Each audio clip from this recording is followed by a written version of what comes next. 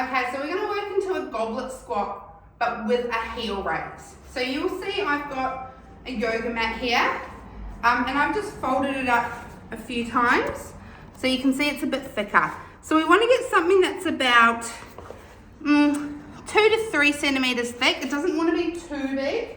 I'll show you a couple of options. It doesn't have to be a folded up yoga mat. You might have like some sort of wedge is good, or even like if you've got some sort of wooden block like this. What you want to do is try and use the same thing every week though. So once you pick something, stick with that so we can change it up if we need to. But I really want you to try and use this time before you start this exercise to find something that you're going to use. I'm going to show you on here, and then I'm actually going to show you how we can do it if we have spare dumbbells lying around. So what we're going to do is we're going to flatten this down. I'm going to come and stand on it, and I've got my it's not actually my insteps, I'm just slightly forward from there, so it's just my heels back.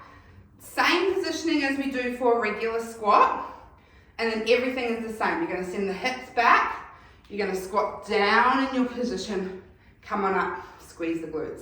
Hips back, squat down, come on up, squeeze the glutes.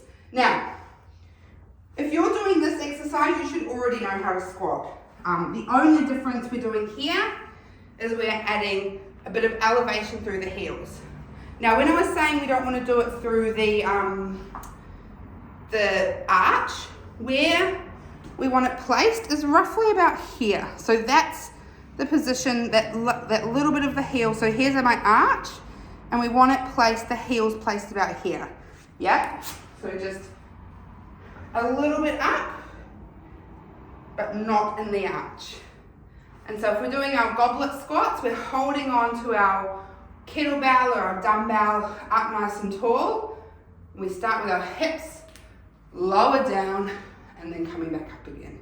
Hips, lower down, coming back up again. So the main thing with this when we're first starting is really making sure you're finding something that you can squat on that's going to be helpful for you. Now, I said I was going to show you if you had extra dumbbells around. This is not an option for everyone, but some people it might work.